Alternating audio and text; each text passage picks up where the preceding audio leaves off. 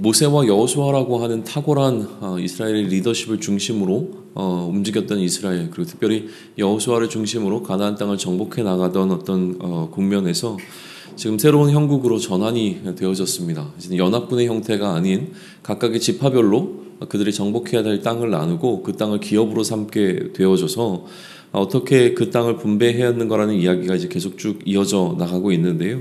특별히 요단의 동쪽은 이미 모세의 시대에 분배가 되었고, 이제 요단의 서쪽에 해당하는 지역들이 9지파 반에게 나누어졌는데, 그 가운데서 이제 가장 먼저 유다 지파에 관한 이야기가 등장하고 있습니다. 이스라엘 그 지파들 가운데서 유다가 가장 우선순위를 좀 차지하고 있는 것이 여기서도 여전히 반영이 되고 있는 것을 볼 수 있죠.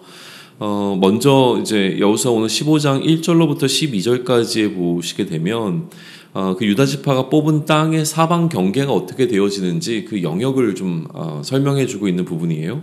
1절에 보시게 되면 남쪽 경계에 관한 이야기가 시작이 되어지고요. 5절로 넘어가게 되시면 동쪽 경계와 그리고 북쪽 경계에 관한 이야기가 또 이어집니다. 그리고 12절에 보게 되면 이제 서쪽 경계에 관한 부분이 나오고 있죠. 그러니까 동서남북의 각각의 경계, 그러니까 사방 경계가 어떻게 되어지는가에 관한 기록이 1절로부터 12절까지 나와 있는 내용입니다. 좀 건너뛰어서 20절로부터 이제 끝절까지에 해당하는 굉장히 좀 긴 구절, 그러니까 63절까지의 이 구절을 보게 되어지면 이 유다 자손이 그 경계 안에서 어떠한 성읍들을 얻게 되었는가라고 하는 성읍의 이름들이 쭉 나열이 되어져요. 그래서 이 성읍을 나열할 때 이제 보시게 되면 나름대로의 어떤 규칙을 가지고 나열하고 있다라고 하는 것을 보게 되어집니다. 21절 보시게 되면 유다 자손의 지파의 남쪽 끝 에돔 경계에 접근한 성읍들은 이라고 하면서 성읍의 리스트가 쭉 기록이 되죠. 그리고 난 다음에 32절 보시면 모두 29성읍과 마을들이었다라고 일단 일단락을 맺습니다. 그리고 난 다음에 33절에 보시면 이제 평지에는 이라고 하면서 하나의 또 카테고리를 제시를 하고요. 그 카테고리 안에서 몇 개의 성읍들이 있었다라고 하는 것을 매듭 지으면서 36절, 또 41절, 44절, 51절, 54절, 57절, 59, 60, 또 62절 이런 식으로 좀 진행이 되는데 61절에서는 광야로 넘어가죠. 평지에서 이제 광야로 또 카테고리가 바뀌고 그 안에서 몇 개의 성읍들이 있었더라라고 하는 방식으로 이들이 아까 앞서 이야기했던 자신들이 기업으로 받은 그 땅의 경계 안에서 이러한 성읍들을 차지하게 되었다라고 하는 것에 관한 기록이 오늘 여호수아 15장에 등장하고 있습니다.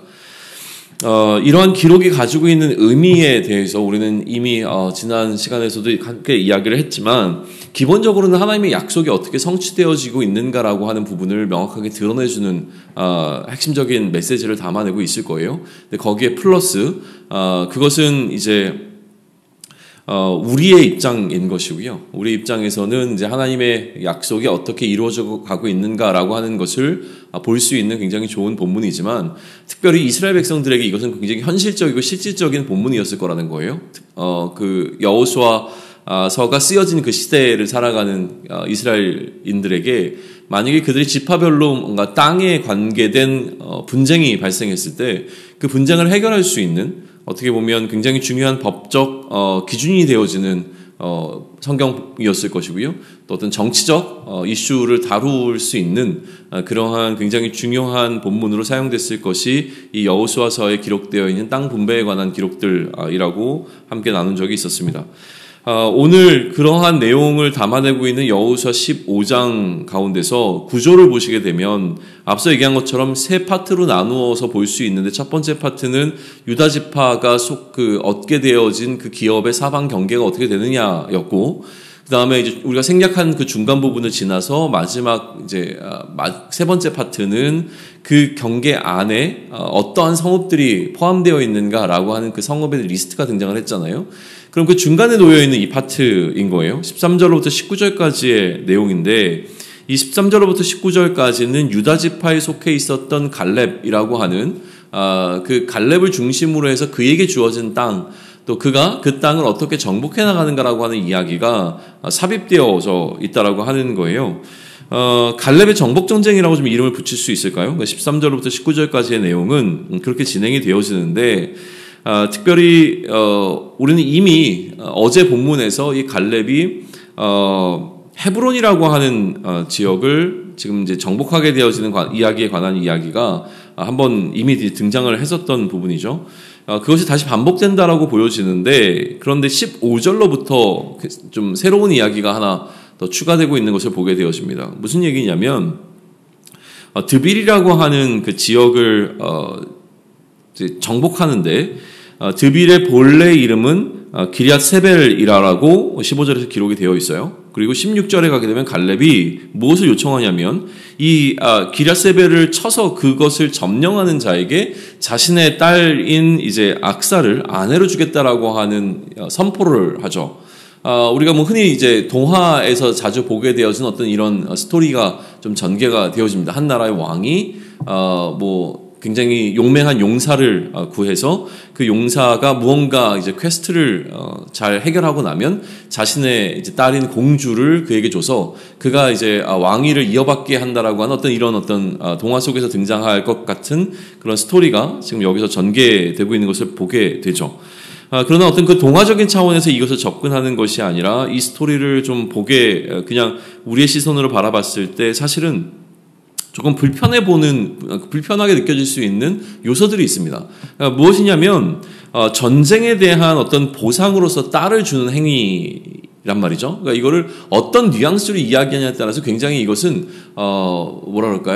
좀 안 좋은 뉘앙스 속에서, 부정적인 뉘앙스 속에서도 볼 수 있는 여지들이 있다라고 하는 거예요. 뭐냐면 지금 이 전쟁을 일으킨 갈렙이 자신의 어떤 욕심을 채우기 위해서 딸의 의사가 전혀 반영되지 않은 방식으로 그 딸을 그 정복을 한 어떤 장수에게 선물처럼, 혹은 승리를 얻게 되어진 그 승리의 어떤 보상처럼 주겠다라고 하는, 아내로 주겠다라고 하는 이 선언이 사실 오늘 이 시대를 살아가는 우리들에게는 이해되어질 수 있는 부분이 아닌 것은 분명합니다.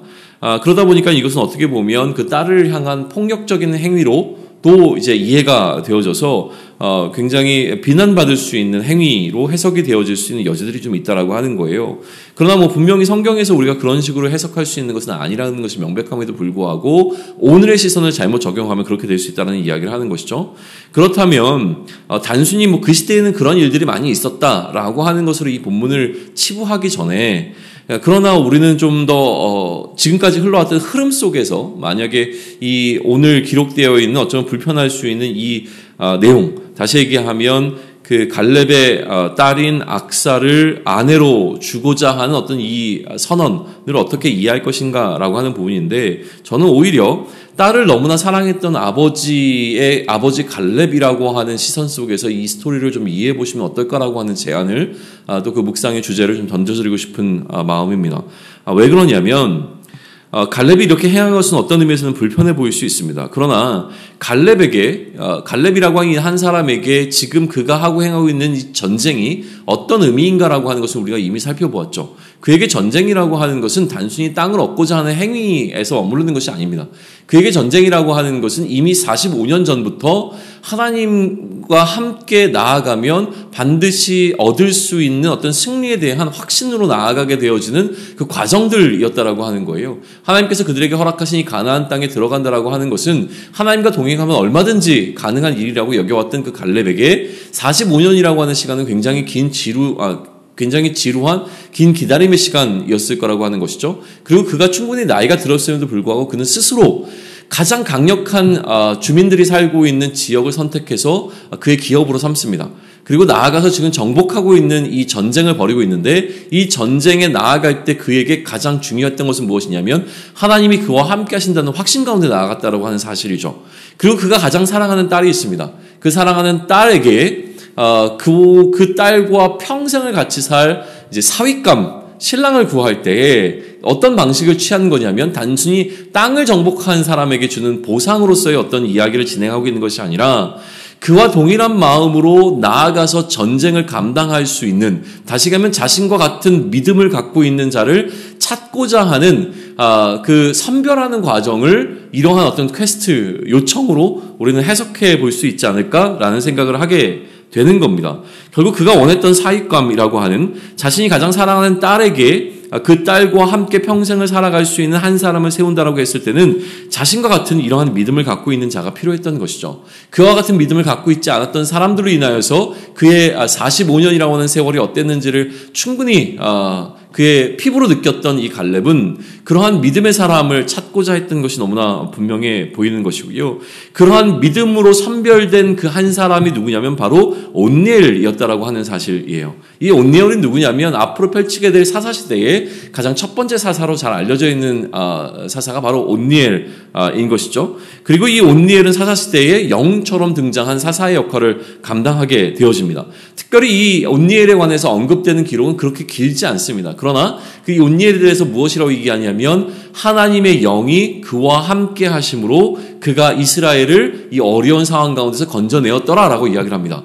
하나님의 영이 그와 함께 한다는 것, 다시 얘기하면 하나님께서 그와 함께 하시기에 늘 승리할 수 있었던 그 한 사람, 이것은 갈렙의 모습을 그대로 이어받은, 그대로 닮아있는 온니엘의 모습이라고 하는 것이죠.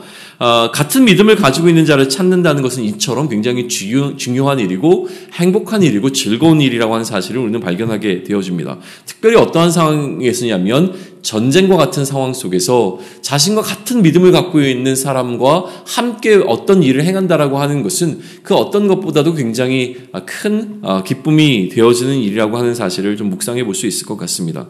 그렇게 오늘 여호수아 15장을 묵상하면서 갈렙에게 온니엘이 어떠한 의미였는가라고 하는 것을 좀 생각해 보시면 좋을 것 같습니다. 갈렙은 어떠한 사람을 기대했고 그 기대에 충족하는 사람으로 온니엘이 어떻게 등장했는가라고 하는 부분들을 오늘 좀 주목해서 묵상해 보시며 오늘도 전쟁과 같은 상황 속에서 믿음의 사람들과 함께 우리에게 놓여져 있는 이 하루를 힘차게 보낼 수 있는 저와 여러분이 되기를 축원합니다.